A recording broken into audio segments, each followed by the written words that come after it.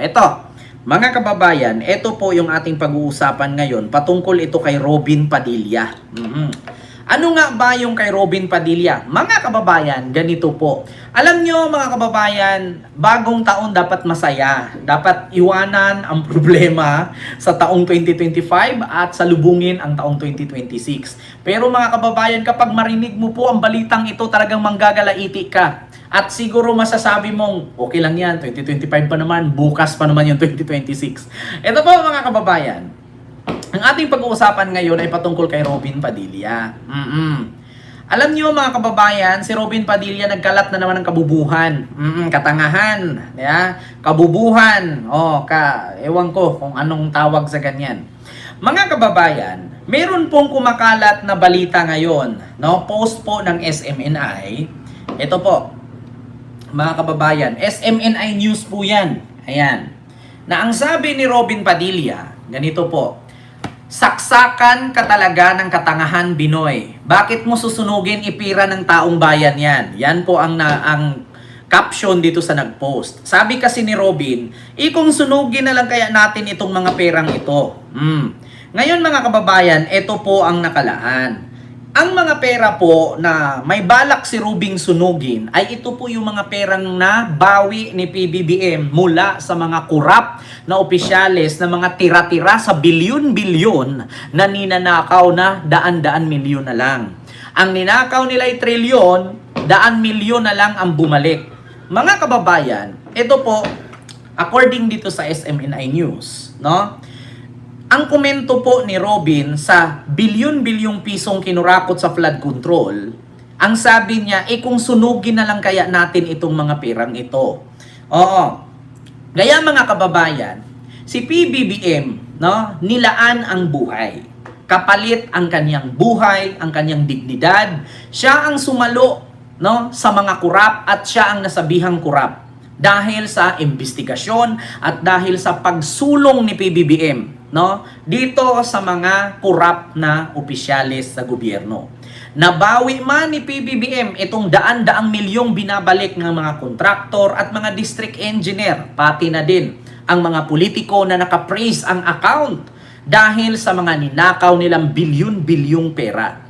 Mga kababayan, imbis na sabihin ni Robin yung mga nakumpiska or nabawi ni Pangulong Bongbong Marcos, ilaan natin sa ibang ahensya ng gobyerno para mapakinabangan at least kahit papano ninakaw, may nababawi naman. Pero mga kababayan, iba po, iba. Iba ang utak ni Binoy. Mga kababayan, susunugin daw ang perang nabawi. Putang ina, pinagpagura ng presidenteng bawiin yan, tapos ikaw susunugin mo lang, wala ka nang ginagawa. Di ba? Kita nyo mga kababayan, hindi po ako nagtaka na kung bakit mga DDS nga sila. Bakit? Kasi kapag DDS po talaga mga kababayan, bobo po talaga. Biruin mo, nilaan ni PBBM dyan ang buhay niya na baka sakali ang balikan ang pamilya niya dahil sa mga nabisto na mga pagnanakaw nitong mga politiko na ang kapalit dito ay buhay ng presidente at ang buhay ng pamilya niya. Paaari, actually mga kababayan, delikado po ang buhay ni PBBM dito. Pati na din po ang mga witnesses. No? Dugo at buhay ang kapalit dito. Yung mga kumakanta, yung mga testigo, yung mga pag nag-iimbestiga dito, ay may possibility balikan itong mga magnanakaw na politiko. Tapos, nung nabawi ni PBBM ang daan-daang milyon, tira-tira sa bilyon-bilyong ninanakaw, ang sagot ni Robin, sunugin. Saan yung utak mo nilagay? Pinagpaguran yan ng taong bayan, tira-tira si ninakaw, to sunugin mo pa. Di wala kang pinagkaiba sa mga nagnakaw. Pera yan, kailangang mabawi. Kunti pa nga lang yung nabawi na yan, susunugin mo pa. Niya, kung hindi ka ba naman tanga, di ba? Hindi ka nga yata nagbabayad ng tax eh. Di ba? Kaya ang bilis-bilis mong magsabing ganyan. Diyos ko, ninanakaw na nga, di ba? Susunugin mo pa. Di ba? Kita mo yan? Ninanakaw na nga. Nabawi, kunti lang, tapos susunugin mo pa? Anong klaseng nilalang ka?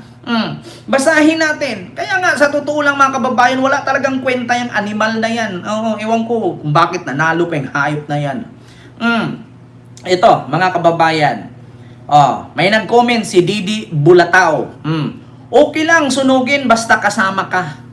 Diba? He is not wrong, you know. If you demonetize 1,000 bill, they are forced to send those money back to the bank to be accounted for. Sabi ni Justin Jim. Payag ako kung kasama ka, idol. Di ba ang galing mo talaga? Pwede naman, Robin, basta kasama ka. Ayan. Ang kitid ng isip, senador, walang utak. Sabi ni Jenny Ohana. Tama ka, Binoy. Bibo-bibo. Bakit ganito ang pag-iisip at pagkomento? Ang pera ay galing sa buwis na pinaghirapan ng taong bayan na ninakaw sa kanila.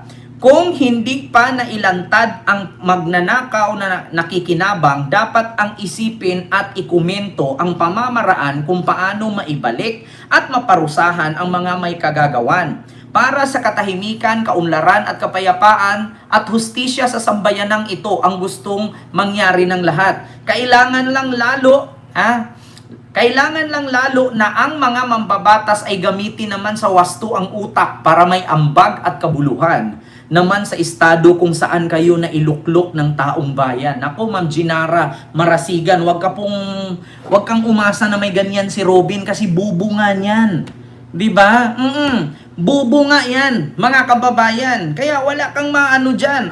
Wala ka talagang isip, sabi ni Roy Burguna. Pera ng bayan daw. Patawa. Kahit kailan di naging pera ng bayan ang perang kinurako, tagapagtanggol ni Iti Kaboy. Ano daw, kanino ba nanggaling yung perang ninakaw? Pera ni Sara? Tax ng taong bayan yan. Sa bagay, hindi ko naman masabing tax ng taong bayan yan kasi hindi naman po yung mga DDS, hindi naman nagbabayad ng tax yung iba dyan. Kunwari lang tax nila. Tanungin ko nga kayo mga DDS, yun bang mga tin ID ninyo, nabi-verified ba yan? Maglabas nga kayo ng resibo na bayad kayo ng tax. Di ba? Agree ako dito kay Alvin Hinon Tindero. Pera ng taong bayan daw. Patawa. Kahit kailan di naging pera ng bayan yan. Hindi talaga pera ng bayan yan. Lalong-lalo na yung mga hindi nagbabayad ng tax.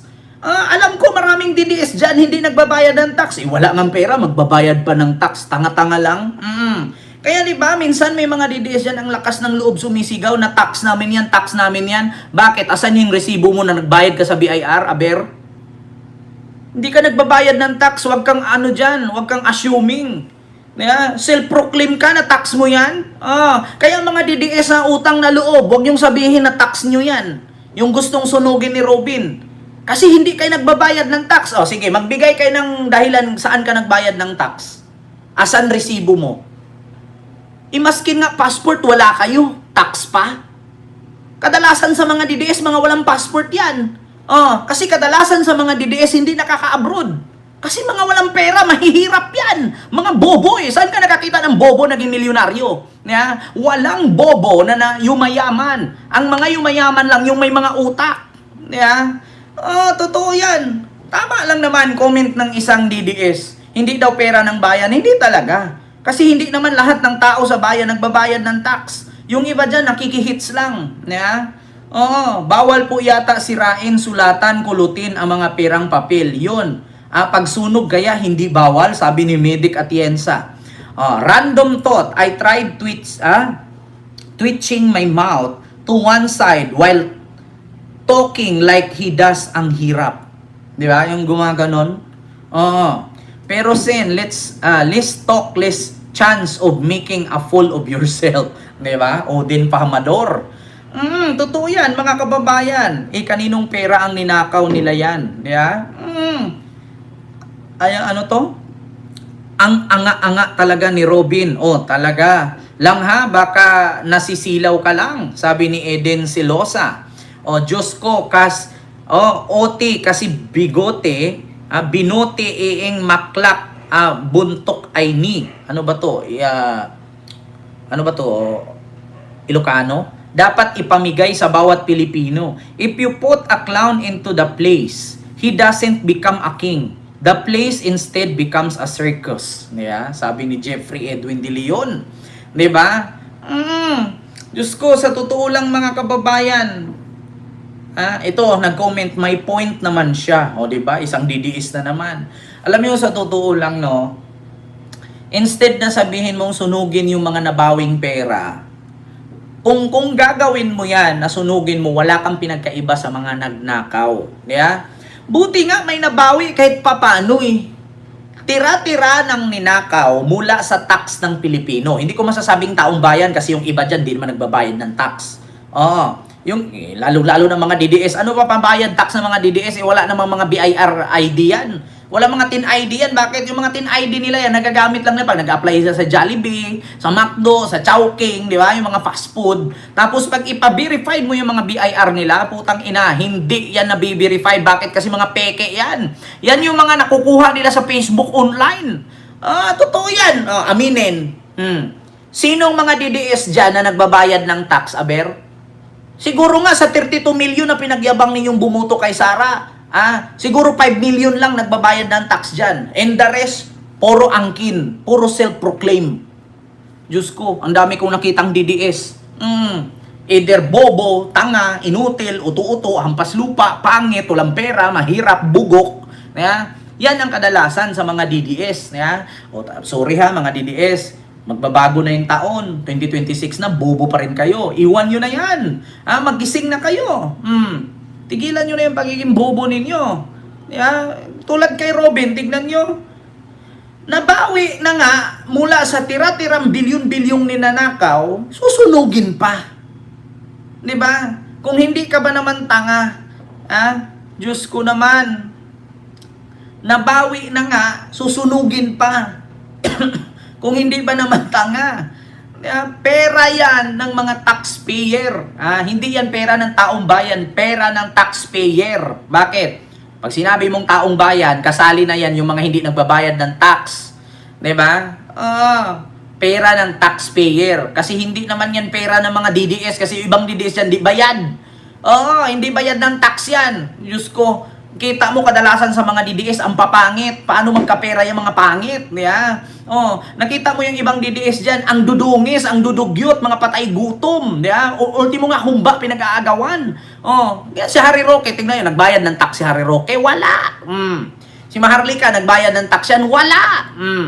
Diyos ko naman mga kababayan, kadalasan sa mga DDS, mga mahihirap yan. Pangit, pango, inutil, uto-uto, hampas lupa, mga dugyot, mga mahihirap, walang pera, mga patay gutom, mga manyakis. Yan ang totoo. Ay, naku. Tapos ang bababa pa ng IQ. Ay, naku. Kaya hindi na po ako nagtaka kung bakit DDS si Robin. 80-80 eh. Di ba? Biruin mo, magpasalamat nga tayo sa presidente na may naibalik na mga ninakaw nito mga politician sa panahon ni Digong, na kahit papano may daan-daan bilyon pang bumalik sa bilyon-bilyon nilang ninakaw, tapos susunugin pa ni Robin. Anong klaseng nilalang ka, Robin? Nag-isip ka ba? Gamitin sa pag-ayos ng flood control na hindi ginawa ng mga kasamang korap. Pati ikaw kasi wala ka namang ginawa sa Senado. Tama yan. Diba? Ma'am Mati Adam. Mega love shout out po. Mati Adam, pagbasa nito. Dapat sunugin ni Robin yung karton na dala-dala niya. Yung mukha ni Digong. Baka si Robin di rin nagbabayad ng tax, kaya ganun magsabi. Hindi natin alam, mga kababayan. Bagong taon, ayaw ko sanang magmura kasi itong Padilla na ito, kung anong pinagsasabi, makapamura talaga ako. Useless ka talaga, Padilla, kahit kailan. Totoo lang mga kababayan, no? Okay lang magmura ngayon, bukas wag na. Iwan yun yung pagmumura sa oras na to. Puro, kayabangan lang ang nandyan kay Robin. Totoo lang mga kababayan, no? Ito, hindi ko naman masabing si Robin lang ang senador na walang kwenta kasi sa totoo lang, nandyan naman si Lito Lapid. Pero kahit si Lito Lapid ganyan, no, hindi marunong mag-English. Pero kapag ka manghingi ka ng tulong, tumutulong. Pero itong si Robin, putang ina, Kapag may ginawa ang administrasyon, tapos narinig niya na hindi maganda, pandinig niya kasi may patama kay Digong.